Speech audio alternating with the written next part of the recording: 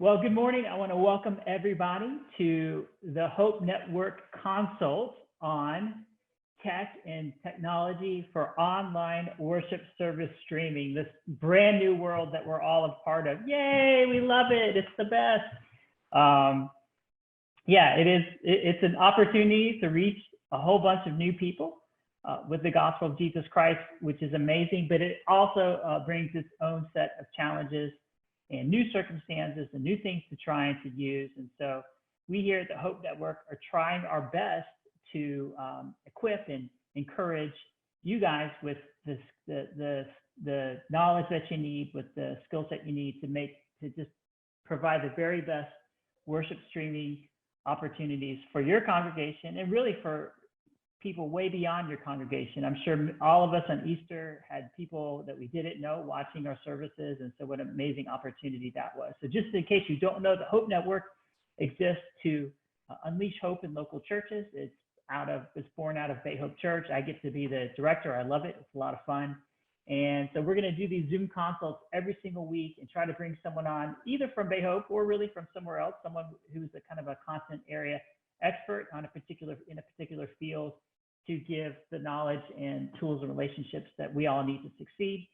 We're not know-it-alls. We don't have all the answers. We're on this journey together with you, and we're excited to jump in here with you today. So first, I want to introduce our guest content area expert for the morning, and that is Pastor Andy Mage. Andy is on staff at Bay Hope Church as our digital pastor. He's been in that role for several months, and so he's been gearing up, ramping up, not knowing what was going to be coming, but he was so well positioned and has done a great job leading our online efforts at Bay Hope Church. And so he has a lot to offer in the world of streaming services online.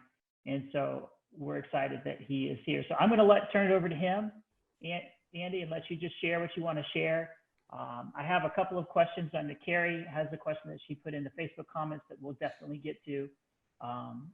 I'm going to open up the chat and try to make notes in those for you guys as well. But also, if you have questions, you can type those in the chat as Andy's presenting, and we'll have a Q&A time at the very end. So, Pastor Andy, why don't you jump on in? Cool. Well, thanks, David. It's cool to be here. Show of hands or thumbs up or thumbs down. How was Easter? Good or bad or kind of right in the middle? Bad. I see a couple of middles. I see a bad. I see a couple of good. So that's good. Linda, we can talk about that in a little bit. Tom, great, awesome. Yeah, it's hey, Steve Tamayo, I know that guy. Hey, Steve.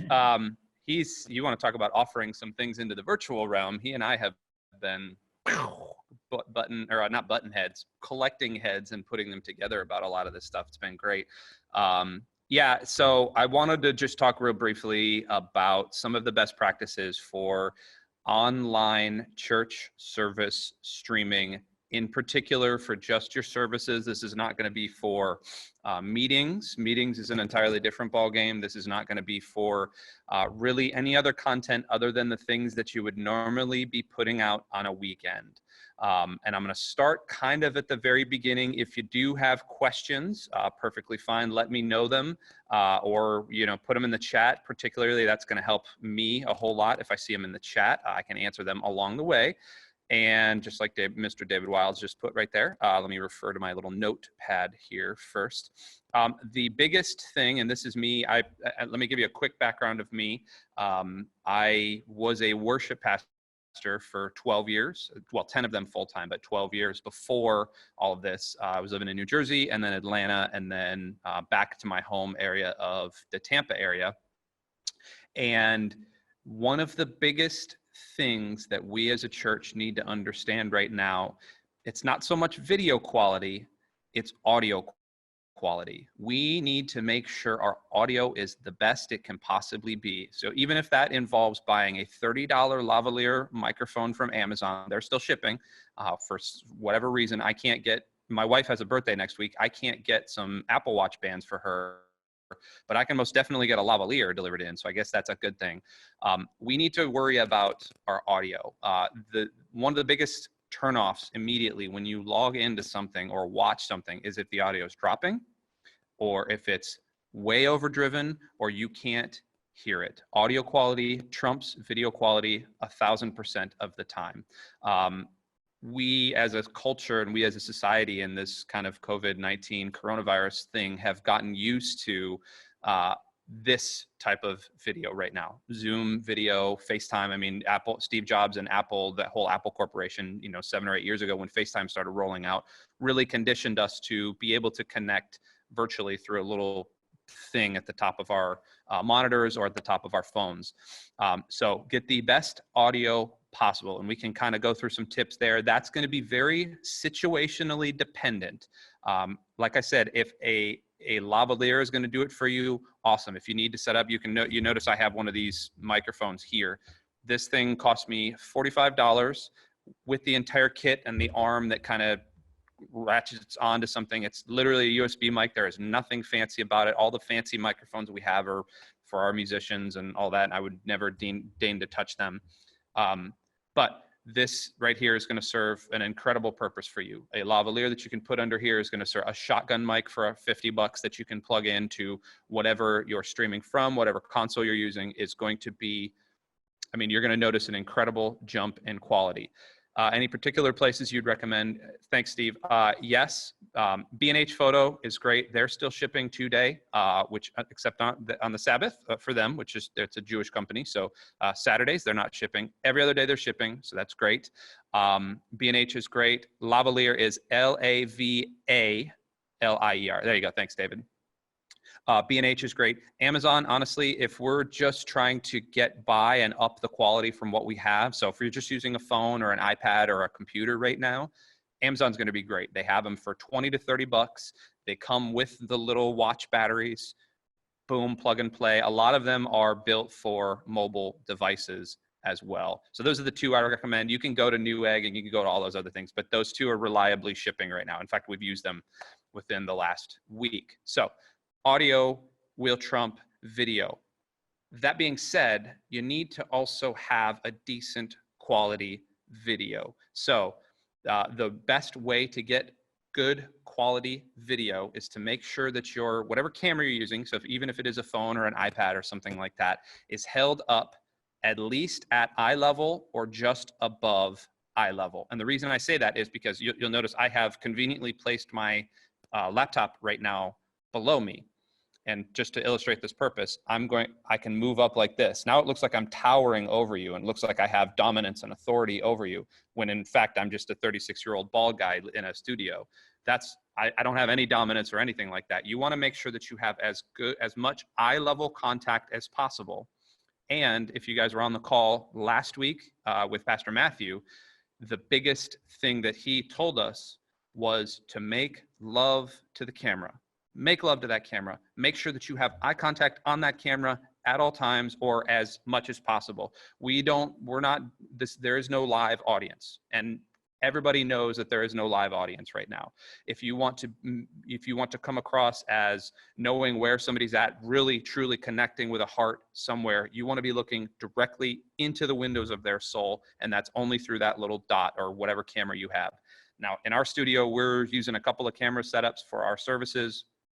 And that's fine. And we can talk about how to switch and do all that stuff later. But whatever camera is your main camera, make love to that camera. You do not want to be looking down at it. You don't want to be looking off to the side. You don't want to have to be, you want to be squared up, shoulders squared up, face, chin, everything squared up at that camera, just like you'd be having a conversation with people. And I apologize that I'm not doing that now because I have my notes here. So I'm not ignoring you guys.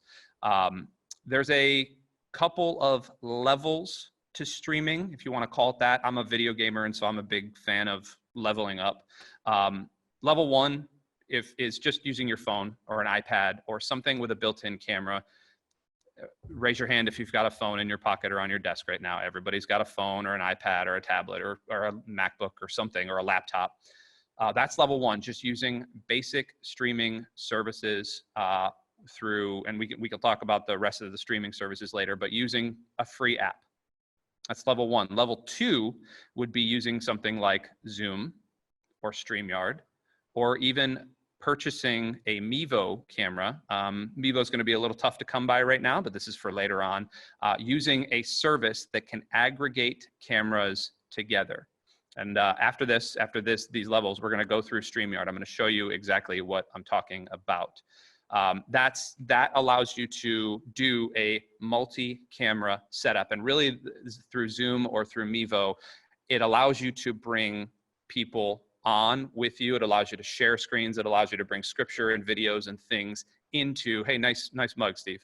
It allows you to bring people into the production with you, because we're noticing, and what I'm noticing is that creativity is rampant right now.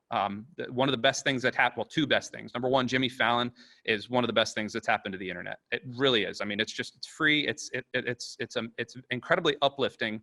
It's all good content, and they're just doing it from, I mean, his wife is like holding the camera, like, and you can see her laughing every once. It's really charming.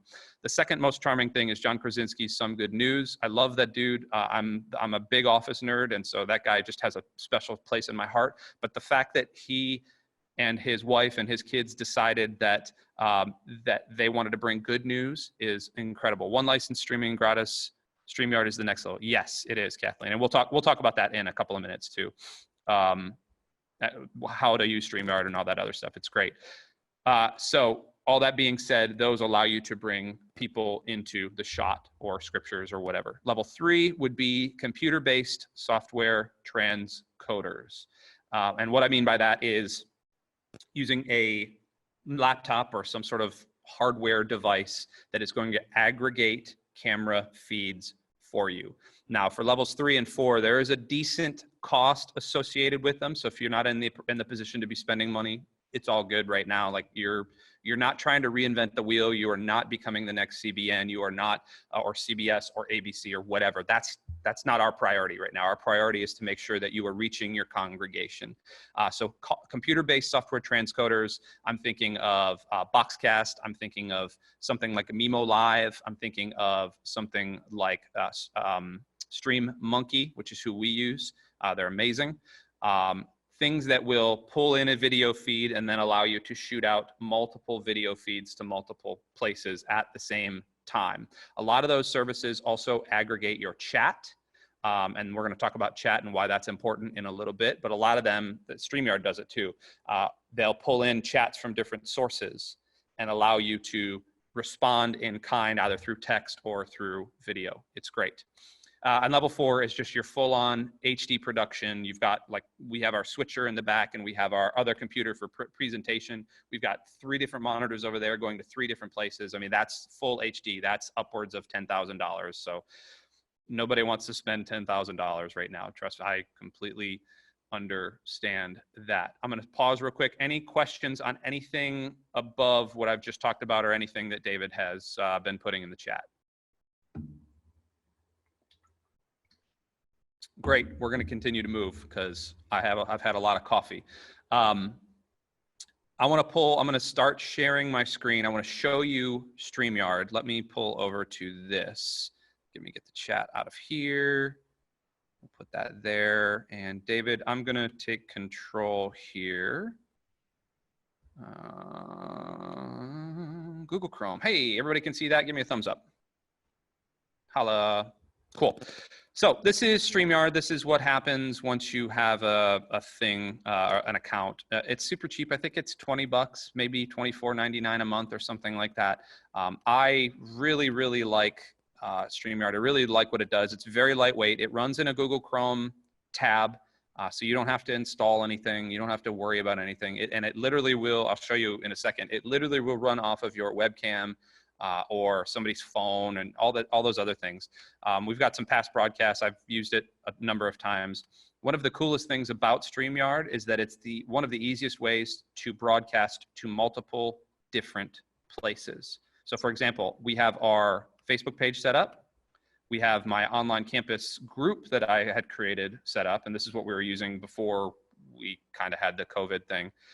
We also have our YouTube channel set up. And then I have an Instagram RTMP server set up. And RTMP is just, it just allows you to broadcast to Instagram every once in a while. It's kind of broken because Instagram's kind of broken all the time.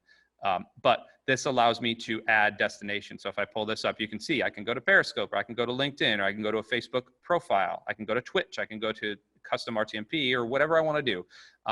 It allows me to go to those places. Plus, it actually allows me to locally or in the cloud, record a broadcast, which is great. So when I go to pull up here, we're going to just create a broadcast right now. I've got a bunch of different sources open. I'm not going to click any of these because this would open and start linking to my actual thing. I can add a new destination, but I'm just going to skip and hit record right now. We're just going to call this test pastors. Create that thing. It's going to enter the broadcast studio. It'll take a couple seconds to spin up, and then you can see my beautiful bald face right here. You can do some light editing on what things you want to use. So I have only one camera plugged in. It only allows up to 720p because that's what my camera allows. If you had a 1080p webcam, it would actually populate with 1080p, which is super awesome. 1080p webcams are decently expensive, 80 to 150 bucks, but they look a little bit better. My audio, I have this Q9 set up right now, and then my speaker is just my Bluetooth, my AirPods, just because AirPods are the best. But you can go to whatever you want, and you can do whatever you want in here as well. You can test your things. You can disable audio processing. They also have this green screen built in. It's real bad. I don't recommend it. It allows you to, like, hey, we're broadcasting from Paris or wherever, whatever. It's dumb. So I'm gonna go to the broadcast studio, and then this is what you're brought to. So the broadcast studio itself, I gotta get the chat out here because I can't see. The broadcast studio itself is where you're gonna do your main work. Let me minimize this real quick, get that out of there. Cool. Oh, there we go, cool. I couldn't see everything. So I'm gonna bring myself on into the stream. Hey, cool. We actually have, it allows you over off to the side here you can chat with people, you can do all those other things. Let's just start from the top. So if I was going through YouTube and Facebook, actually the comments themselves would pop up right here. It's pretty sweet. One very cool thing that you can do is, and I'll pull one of these up. Let's go to our Life Applied. So I did, this was last week. We do every day at 2 o'clock, one of our pastors takes what's called Pastor's Corner. I did our Pastor's Corner last week or something like that in StreamYard because I wanted to bring some video elements in, and we just broadcast that out. Anyway, I was using Matthew 6 verses 19 through 34, and that's what I was kind of talking about. So I just came in here, I hit edit, I typed in what I wanted to do, I hit save, and then during the broadcast, while I was talking and hey, I was doing the thing, and hey, everybody's here, this is great, this is wonderful, this is lovely, I just hit show. Boom, that banner popped up on the bottom.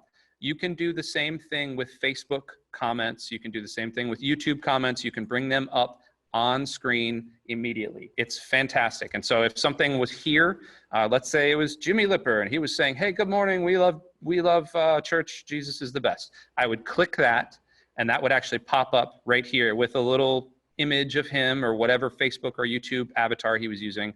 It would pop on, it would display on the bottom of the screen, and then I could wipe it. It's great. It's fantastic in that. Also, I can just text respond if I had something. I'm clicking and it's not allowing me to do anything. I would be able to respond in text, and it would populate out back through those into appropriate chat channels. There's my brother Mike walking by. So you can create banners. You can do all sorts of things. You can also brand it. I've branded it with our Bay Hope colors. And you can select different themes and stuff. We actually have an overlay. Our comms team, and I asked them to build me an overlay. So it's just, hey, Bay Hope TV, that's what we've been doing.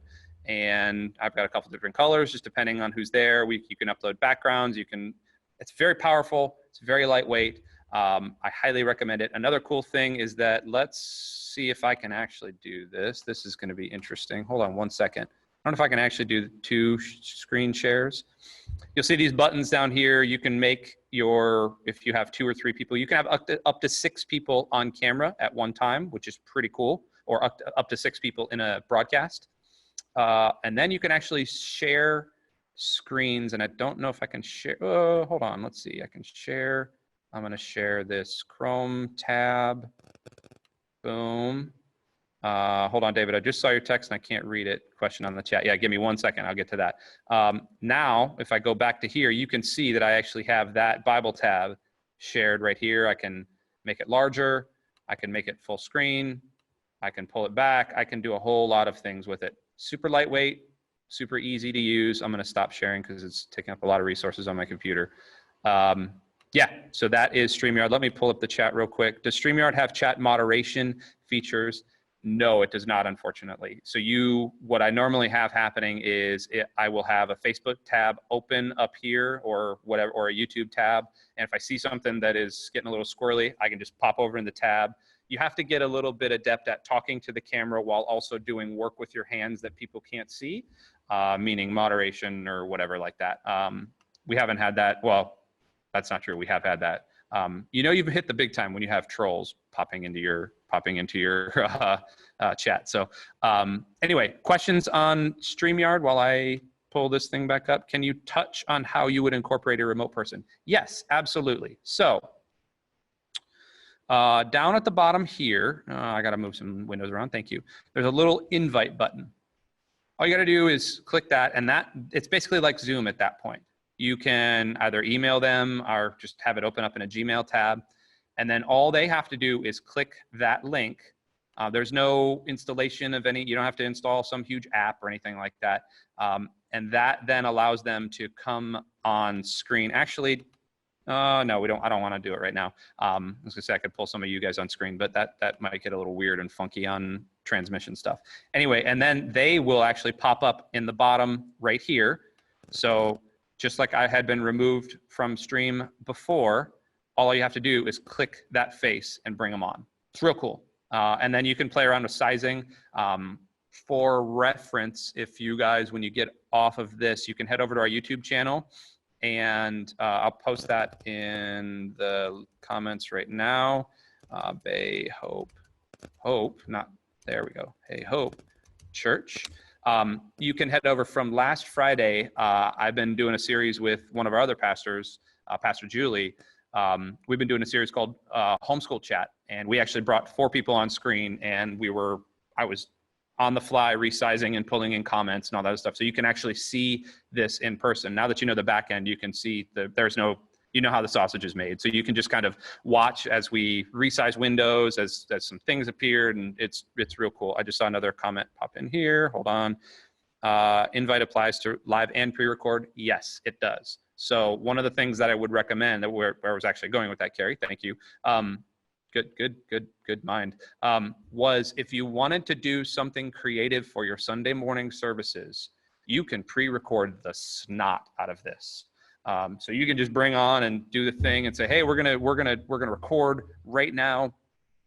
Talk through it, whatever. Hit the old record button. There's a right here, that record button. As soon as you guys are ready, it'll give you a 3, 2, 1 countdown, and then you are off and running. So here, we're gonna just record this right now, and then we're recording, and you can see up here in the upper left hand corner, hey, we're recording, this is great, I'm on with all these people, yada yada yada. And then you hit end broadcast. I don't care to send feedback right now. Once that is all done, it will give you a link to download the recording right here.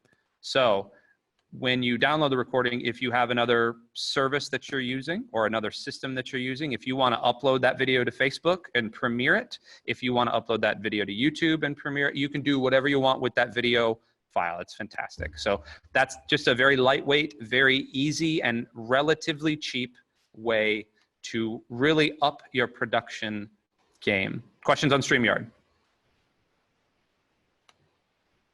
I don't think I can see everybody in here. +1, Laura's question above.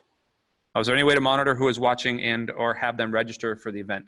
Not with StreamYard just yet.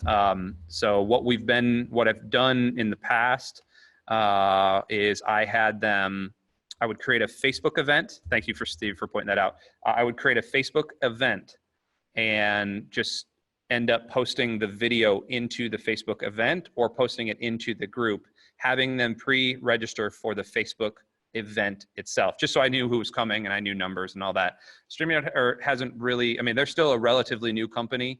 I think they've only been around for perhaps a year, maybe a year and a half.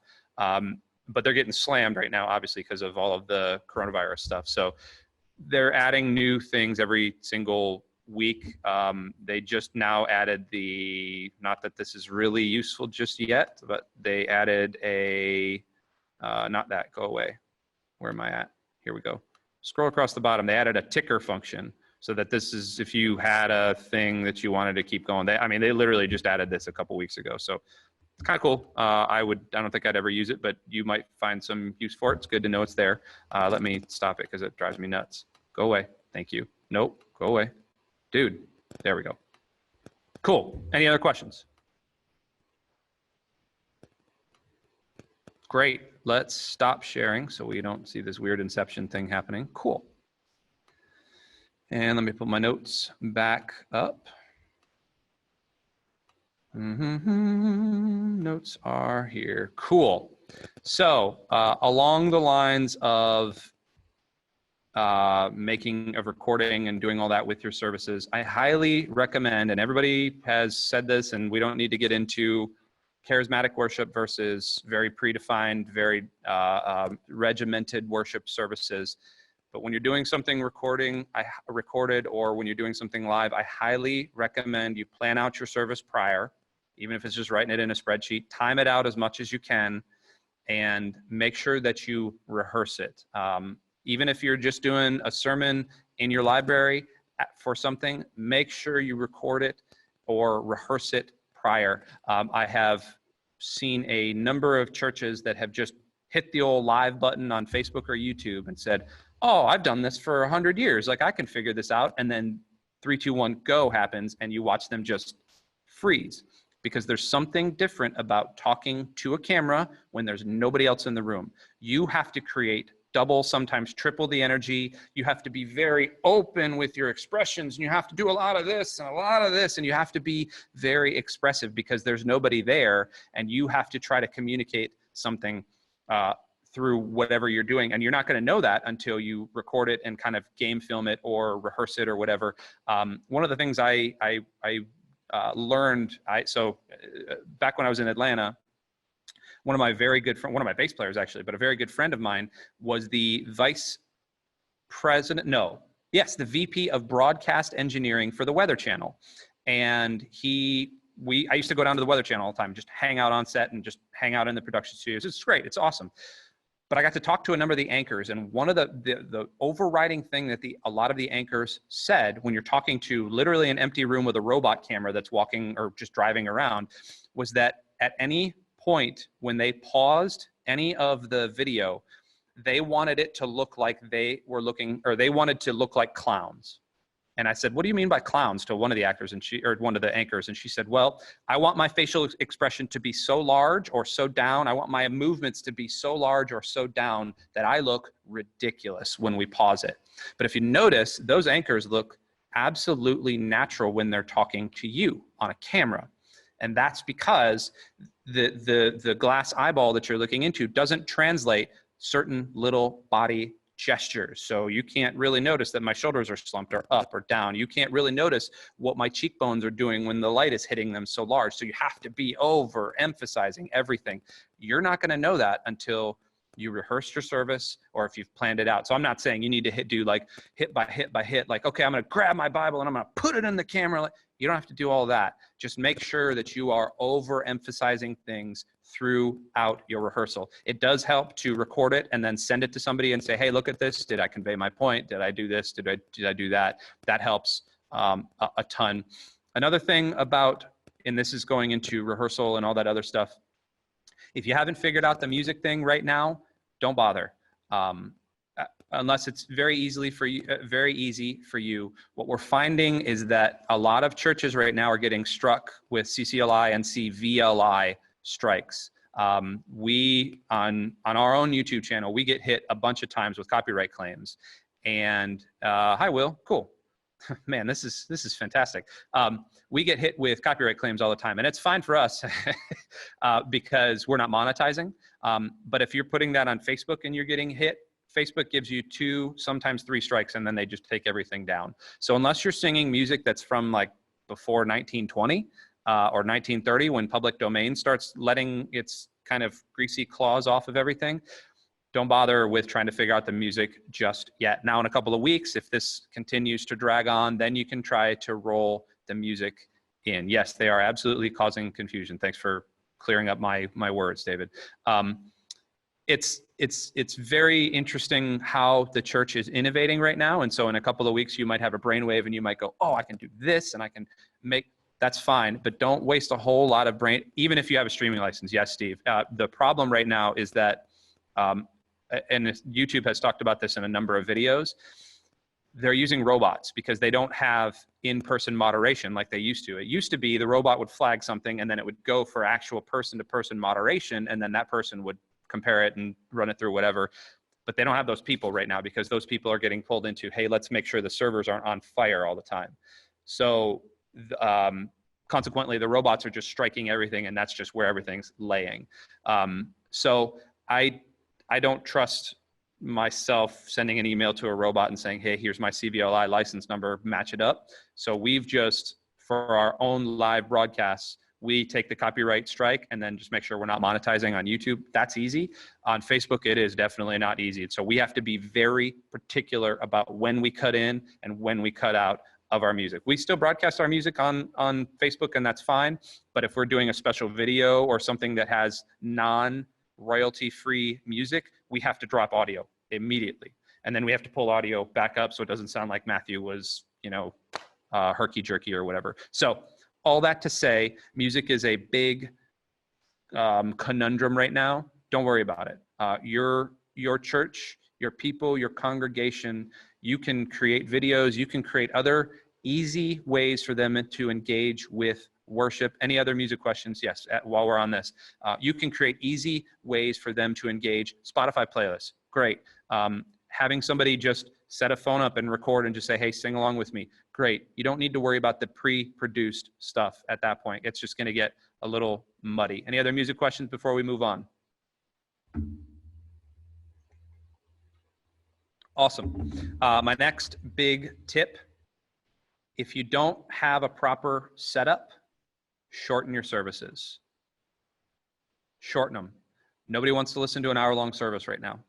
Nobody wants to listen to a 45 to 55-minute message right now. And that's not because you guys aren't awesome. That's not because your points aren't valid and your teaching is correct and all this other stuff. But average watch time on Facebook has decreased from 137 down to 48 seconds. 48 seconds. So not saying that you only have 48 seconds, but it's counting people that are just scrolling by you. It's counting people that are logging on and going, oh man, the kids are doing something. I got to shut down real quick. And then they go away. 48 seconds is the average watch time right now for churches. That's insane.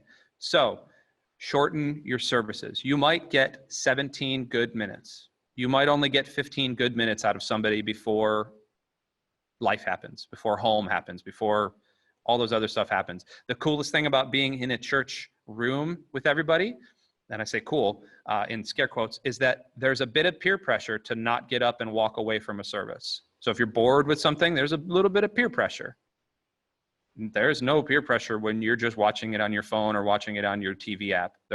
Shoot, I've done it. Like, I don't like this. I'm walking away. You're now living into the millennial isolationist dream, and you have to minister into that. So figure out ways to shorten your service or break it up. And this is kind of where I'm going to talk about chat for a second. One of the best things that you as a service preparer, as a service leader can do is engage your chat. However you're going to do that, engage that text portion. That text portion, I say this and I'll give you our example, what we do at Bay Hope, what I've found to work. Before every single service, I prepare what's called the one big question. And so the one big question for me is, I know what Pastor Matthew is going to talk about, or I know where the service is headed, or I've sat in on rehearsals or whatever. I prepare one big question out of that sermon. That question could be, for example, when we talked about Easter last week, that question had nothing to do with Easter. It had everything to do, Matthew, for example, he used an illustration where he had a dead plant and an alive plant. And he talked about how bad of a gardener he was and how much, it was great. It was cool. He threw the plant at the camera. It was awesome. But I asked the question in the chat, what are you really bad at? What one thing are you really bad at? And I watched the chat like, oh, I'm bad at cooking. Oh, I'm bad at like sidewalk art. I'm bad at building sand cat, that type of thing. It just breaks barriers, but that got people chatting. And then that then led into, okay, now I can actually talk to these people. And Pastor David was part of that. He knows, he saw the chat just like lighting up all of our platforms. It's great. You need that one big question to break those barriers down. So you can do that either in chat, or you can do that in your message prep at the time. Take your pick. One of the coolest things, and I think we talked about this a couple weeks ago, in utilizing kind of the online resources that we have. We now have the ability as leaders, as church leaders, as pastors, to actually have a conversation with people. Again, going back to large platform things, you can stand up on a stage and preach at people for 25 to 35 to 45 minutes. Easy, no problem. We're all dyed in the wool. We can do that. But when we actually have to have a conversation with people, we watch their barriers start to break down, and we watch their understanding start to grow. So if we can engage, even with hey, ask them one big question, and, say at the beginning, hey, I'm going to ask you a question right now. And in about 10 minutes, I'm going to return to that question. And I want to know your answer to what's your favorite whatever, or, hey, we were reading last week and whatever. What did you think of give me one thing you drew out of this, and then walk away from it for a little bit, and then come back to it about 10 minutes later. It's going to seem a little weird, especially in your rhythms of preparation and your rhythms of speaking. It's going to seem very weird. But the more you can engage them in that conversation, the more you're going to reach them. Now, that might require some outside help. That might require a chat moderator. It's really tough to talk and watch a chat at the same time. It's really tough to try to, give a prepared speech, see question. Seems like starting strong and capturing the audience would be incredibly important. Yes, and we'll talk about that in a second, David. I'll get there in a second.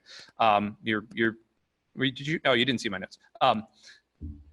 So it's having outside help, having somebody that's even in the room or texting you, just like Pastor David just texted me to, hey, draw your attention over here. It's going to help. That's going to look different for everybody. That's going to look very situationally dependent. Now, I'll give you our example on how we start strong. So what we've been doing is we'll run our worship, or we'll run our music or whatever.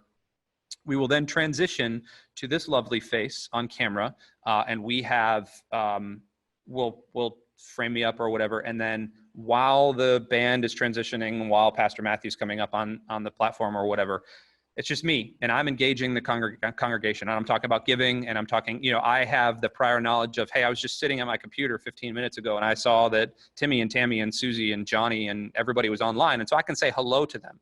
Hey, it's so good to see you, Heather. We're praying for you. Just know these other things. Hey, and then go into my giving, and then talk about any quick announcements. And then from there, intro what we're actually going to be talking about. That way the congregation feels like, oh, he just said my name. I mean, that's why the kiss cam is so huge at basketball games. Like, you want to see yourself on TV, or you want people to acknowledge you, just even fundamentally to say, oh, I'm not just in this chat room that's all by myself. So that's a huge way to start strong. Now, when you're also preparing your messages, visual, and again, this goes back to what Pastor Matthew was talking about last week, any images, any props, you need to understand that we are in more of a visual medium than we ever have been. And so you need to use as much graphical or prop-driven content as possible.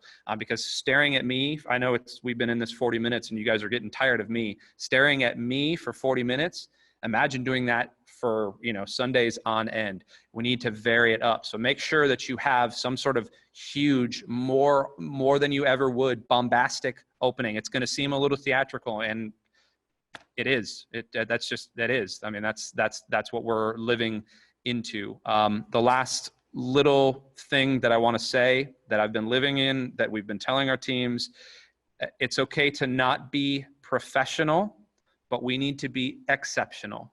It's okay to not be professional, but we need to be exceptional.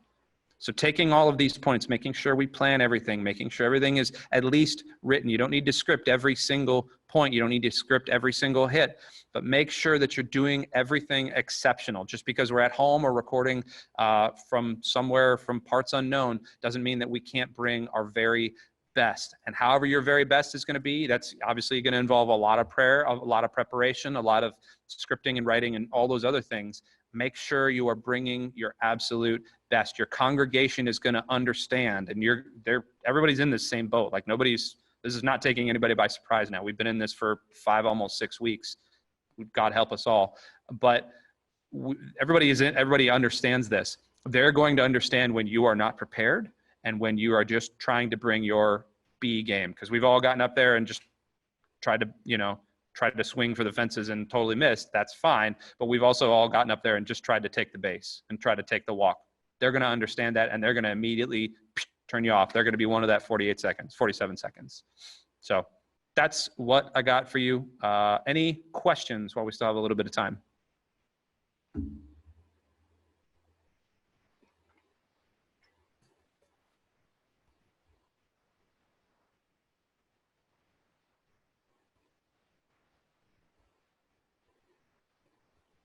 You might have to unmute everybody, David. Oh, StreamYard imports chat comments from different places. Do you know where they're posted, and can you respond to different sources? Yes, absolutely. So I wish I had something pulled up in front of me that I could actually show you, but it will actually say, Carrie, it will actually say Facebook, and the avatar that actually pops up has that little blue F on it, has the Facebook logo. And YouTube, it'll have the little YouTube thing I was never really able to aggregate Instagram comments because Instagram is broken. But yeah, it actually pops up with that. And then when you paste that up on your screen, when you bring that as a banner, it'll actually show that person's avatar, that person's name, and then where they commented to. It's pretty slick. How much does StreamYard cost? I think it's $24.99 a month, if I'm not mistaken. It's it's less than $30 a month. Let's go that way. Can you play pre-recorded videos inside of StreamYard? Lorna, great question. And yes, you can. Let me pull this back up here. We're going to share a video. Where are you? There you go. Share. David, I'm sharing again, sorry. So I will get there in 1 second. Steve and Kathleen, when you go to share, you will have to have your pre-recorded video either playing somewhere. So when I go to share screen, I can either share from an application window. So you can see my application windows open right now. I have StreamYard and Zoom and BlueStacks and all these other things. I would actually have that application window like QuickTime Player or Windows Media Player or whatever. It would just pop up right here. And so then I could click that. So for example, let me share, this is going to be dumb, but let me just share that Zoom window. So now you can see I can interact with this Zoom window. And then if I go back to here, you can see this Zoom window. You can also see my lovely face. So, and then I can interact. I can go back to the Zoom thing, please. Thank you. I can click home. You can see me clicking home. I can click schedule, all those things. So yes, you can absolutely do that. It's a wonderful, wonderful thing. I got to take this off because it's tripping me out. Nope, go away. Cool. Does that answer your question? Cool, awesome. Steve, do your responses go to all platforms or just the one they came from? They unfortunately go to all platforms, something that has not, thank you, David, for finding the price. They unfortunately go to all platforms, but what I have found is the cool thing about that is that if you are responding, if you post something on the screen, like if you bring it up as a banner, people are gonna wanna know where that banner is coming from. Here, let's stop a share. People are gonna wanna know where that banner is coming from. And so you can just say, hey, Donna in chat just asked, what's your favorite piece of pizza like? And then you post that on the screen and then you can respond in text or respond verbally. But yes, it'll go back to both places. So it's a little broken in that way. Kathleen, explain the FB music issue again, please. We have the copyright claim on YouTube, but not on Facebook. So you're doing well then. Kathleen, if you haven't gotten struck, then everything you're doing is good. You're dropping out audio at the time. Great. Oh, you haven't? No, we've been just doing our thing. Now we're doing hymns more than praise. But I have not, and maybe I shouldn't even say this, have not gotten anything. YouTube, it seems like I hit upload and it's already copyright claims. Yes, yes. So, but I've not gotten hit on Facebook. So cool. You're doing great then. Okay. So what I have noticed is that if you use a preponderance of pre-produced music, or if you use tracks or anything like that, it will, and they'll ding you pretty much immediately. So if you haven't gotten dinged within an hour, you're good to go. Awesome. Thank you. You're welcome. Free for under 20 hours a month. Yes, it is, Kathleen. Absolutely. Although if you go under 20 hours, you might be gimped in a couple. I can't remember. There's a couple of things. I think you can only go to one destination, maybe. I don't think you can go to 2 or 3 destinations. You'll have to look into that. It's the same with something like Restream. Restream is great. It will allow you to go free to one destination, but if you try to bring in 2, you got to pay $25 a month. I guess this is as good a time as any. I'll get to your question in a second, Laura. Sorry. This is as good a time as any to talk about streaming platforms. The best ones you're going to find right now, Facebook and YouTube, obviously the 2 pillars. And then the 3rd pillar right now, we use Church Online Platform to house our StreamMonkey things for our website. I'm not saying that's a viable option for everybody. Right now, the free ones, Facebook and YouTube, are going to be your best. They have chat built in. They have moderation features built in. Facebook in particular, I am loath to say Facebook is good at anything, but they are doing a lot better at community growth. And that's because of, I can never remember her name, but their community developer, she's actually a believer. And I remember listening to her on possibly Carrying You Off or something. And it was incredible what she was talking about. And then 6 months, 8 months later, all of a sudden this COVID stuff comes out and she actually sent something out. Restream, cool. Chris, do you like Restream? I'll get to that in a second. She actually sent something out the day before Easter and just said, Happy Resurrection Sunday, about all of the new tools. Facebook now has host badges and they have like 4 ready-made buttons with a hallelujah and the praise hands and amen and stuff. It's real cool. And they just built that in. Like they just did that. Like that's Facebook. I didn't think Facebook would be helping out faith communities, but they really are. So it's great, Kathleen. Absolutely. Chris, do you like Restream? I've only ever used it when I was streaming video games, and that was 3 years ago, maybe. I was streaming out of OBS right into there. We just started it when we moved to online, I guess in March. Okay.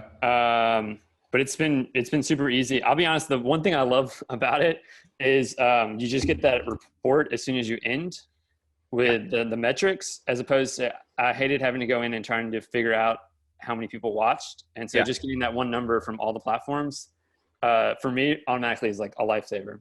Now, is when you break that down, and we don't need metrics is another hour-long conversation, but is that based off of like 10-second views? Is that total views? Like, how does that break it down? So I think it uses, I think it's just, or there's different metrics, but the one I've been using just for consistency is just the like unique viewers.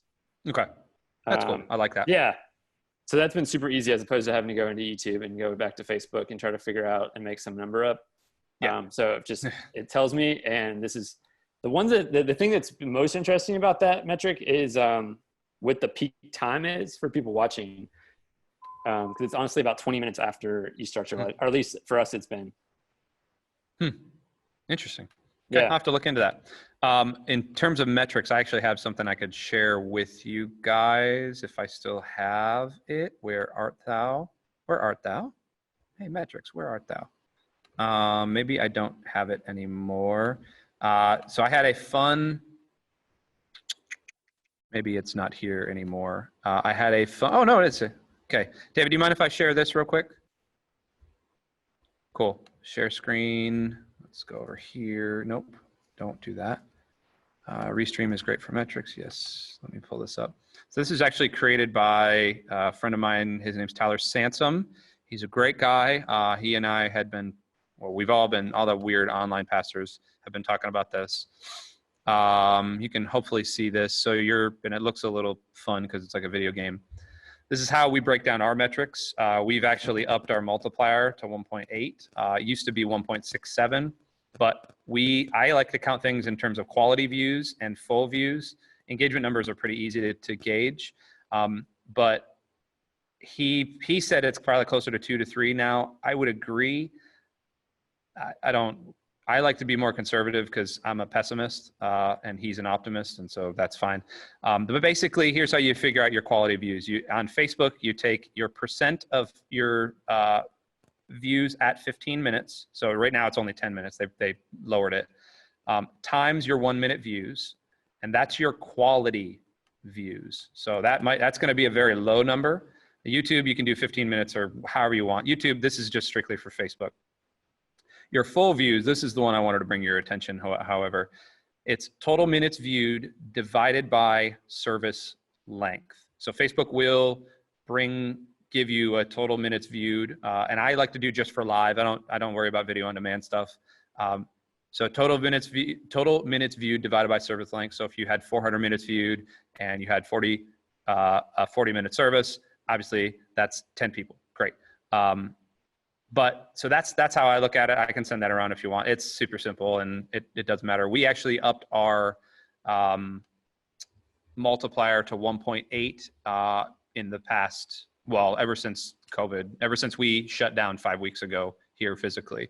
But that's neither here nor there. I know there was another question. Let me stop sharing this. The other question was, does StreamYard take up a lot of bandwidth from other computers? No, it doesn't at all. I mean, it takes up as much bandwidth as a Chrome tab, from your computer. Bandwidth-wise, it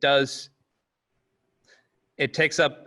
Well, from what I've noticed, it's like Zoom. It's very adaptive. So if you're serving at a low connection, it will default to 480. You can serve at 720, and if you have the computer for it, you have the camera for it, excuse me, you can serve at 1080p, and it'll handle it and it'll broadcast out. It'll just depend on what Facebook is parsing at the time or what YouTube is parsing at the time. The problem is that depending on when so if you're doing your services at say 10 a.m. on a Sunday, every church in America on the East Coast at least has a service at that point. The interesting thing is it gets real bad right around 11 for everything. It gets real bad because West Coast churches start coming online and they start testing all their stuff out. And Mountain Time, Central Time is broadcasting a service right around that 11 o'clock time too. So that's going to be your logjam. If you can get a service in before that, you're gold. If you can get a service in after that, you're gold. But right in that 11 to noon Eastern time, we're asking for trouble. I mean, we do an 11 o'clock service here, and every single time I have to be not every single time, but Facebook seems to be real jittery, and it's dropping frames all over the place. And our other stuff's decently okay, but Facebook in particular seems to be real jittery. YouTube for Easter, now granted, there was zillions of people online for Easter, but even YouTube was a little. Can you share a little bit more about your thinking regarding live versus views in post? So explain, just draw that out a little bit, Steve, if you don't mind. Yeah, one of the things that we're seeing is we'll have a certain number of people who are participating live, but then our YouTube views will be 2 or 3 times that afterwards, partly because our stuff is on Friday night. Mm-hmm. So you had a few minutes ago, you shared that you kind of focus on live for your metrics and you kind of ignore the kind of post views. Was wondering if you could share a little bit more about that. Yeah, that's just right now, that's just a holdover from the fact that I get an email from our church secretary every Monday morning saying how many people watched. And Diana's a great lady, but for my own sanity, I have stopped caring about video on demand and post views simply because A, Diana wants to know butts and seats, and B, if I kept looking at subscribers and stuff, I'd go down a hole and just drive myself crazy. So that's the thinking on that. Again, it harkens back. Go ahead. Yeah, I'm jumping in. We're gonna wrap up here in a couple of minutes. Sure. So if there is a question that you were just really hoping would get answered, please jump in the chat or unmute yourself and ask it now. I do want to let you know while you're thinking maybe of that last question that we will have a link for this for you to watch and or download. We'll have that on the clergy Facebook page. Steve, I'll make sure I get that directly to you. And also, FYI, all of our Hope Network Zoom consults that we've done and ones that we're moving to the future, we're going to migrate those over to our YouTube page, our Bay Hope YouTube page, and we'll have a sub page for the Hope Network for all of these, mainly because I don't want to pay for the Zoom cloud recording. It's awful. Amount. Yeah, it's a lot of money per month. And also we can easily just send that link out via YouTube. just seems like a really easy win for us. So you will be able to see those soon over on YouTube. Any of the ones that we've done. This is our third one. Our first week we did another one with Pastor Andy and with our director of technology, Matt Stiller. That was a more general kind of discussion on technology, front end and back end. We also did one last week with Pastor Andy and with our lead pastor, Matthew Hartsfield, which was on tips for communicating online, and then also how to run good video conferencing meetings, and then the one today. But we're going to keep going with these every single week on different topics. If there's a topic that you're really interested in, you just get a hold of me, let me know. We're looking at sermon prep. How do we do sermon prep now these days in the time of coronavirus? We're looking at engaging laity. How do we engage laity? So we really want to help out in any way we can with what you guys are thinking about and what's keeping you up at night. But with that, maybe time for one or two more questions before we close out here today. Won't count till the following Sunday. Yeah, smart. No, yeah. I wish. Yeah, I wish. Well, I'm not sure if everybody still uses MVS or not, but it says in there, if I'm counting April 12th, I'm really counting under April 12th is April 5th's view. So I don't give that number till almost the very end if I can. And so that's why I don't have somebody calling Monday morning, because there's a lot of people that on Tuesday night are bored with TV and they might just find us. Yep. Yeah. They get counted. So. Yep. Just one other quick clarifier. So for pretty much everything that we've talked about, it sounds to me like you're really suggesting a pre-record format. Is that fair to say, especially if we have a Sunday morning service time? Because that's where we've run into problems, is we had something we thought was going to work and then it utterly crashed and burned. So yes, and we're actually having those discussions here. I'm going to peel the curtain back just a little bit. We pre-recorded our Easter. It was not live just because it's Easter, and I, as the online guy, said there's a billion things that could go wrong. Let's just put this in the can, and then if something blows up, then. But I highly recommend it and record it as close as possible to your Sunday, because there could be some world-changing event on a Friday or something. That's just us.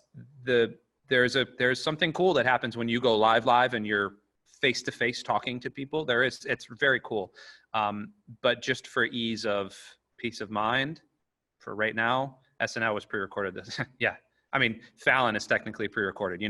Everybody's doing that right now as well. Not that we need to emulate Fallon, of course, but it helps with the certainty of knowing that your video is going to get out there. I'll give you one quick example. The church I was working for in Atlanta, their Easter video didn't go out Easter morning. It got corrupted, and then they weren't able to broadcast. And so they didn't get their Easter video out until 4 p.m. on Easter. Fortunately, it was fine. It worked. Everything was fine. But I was sitting there just watching my heart melt in front of me as I was getting these text messages from everybody. Like, it was bad. So yes, pre-record if possible.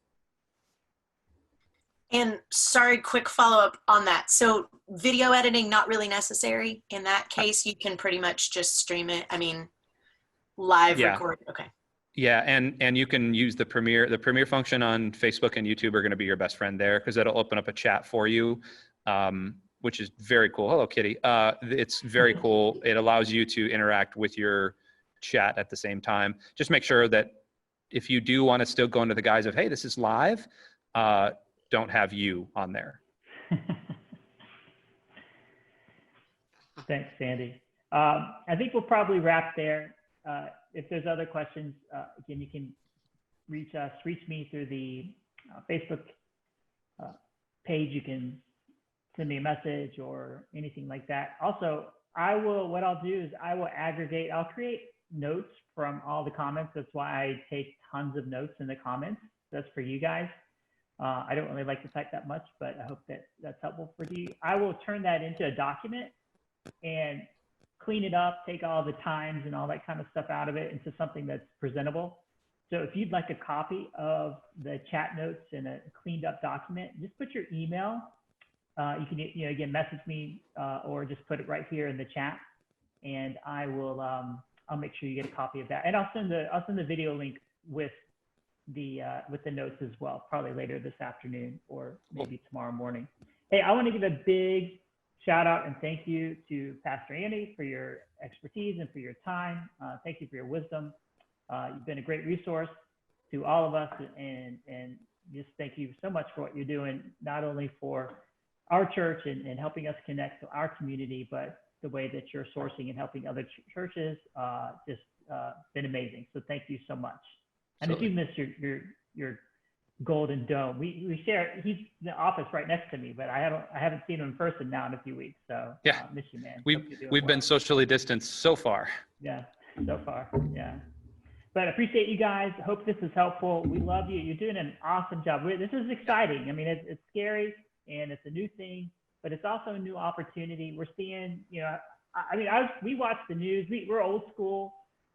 We watch the nightly news, not always live, but we watch it. And Sunday night they're showing the concert from Milan. They're doing, who was it? Who was the singer? He was singing Amazing Grace on the nightly news. I mean, it was amazing. So I do think there's an opportunity here where people are reconnecting spiritually and just trying to figure out what the heck's going on. And so we have an opportunity to speak into that, to lean into that. Steve and college students, of course, but appreciate what you're doing. If there's any way we can help you guys, continue to help you, we would love to do that. You're awesome. God has placed you for such a time as this. He's equipped you for the work of the ministry, and you guys, you're doing it. You're doing awesome. Keep at it. Keep it on. And we love you guys. I'm going to pray us out, and then we'll be done here. Lord Jesus, thank you for the opportunity to connect people to a life-changing relationship with Jesus Christ. Thank you for everyone in the sound of my voice who is doing the very best to use these tools, whether it's Facebook or YouTube, and how to connect people, how to engage with them, how to connect them to your Holy Spirit. And we know that your prevenient grace is working and moving in the hearts of people. You're drawing people to yourself even as we speak. And so when we have this opportunity to engage with them, help us to put our best foot forward. More than anything, just help us to give a clear presentation of who you are, of your great love for your people. And we know that your Holy Spirit will work and move in their lives and in their hearts. So again, thank you for this group, and be with them as they go throughout the week. And it's in your name we pray. Everybody said, amen. Okay, you guys have a great week. And again, put your email in, and we'll talk to you soon. Bye. Thanks, guys. Thanks, Stephen, for coming.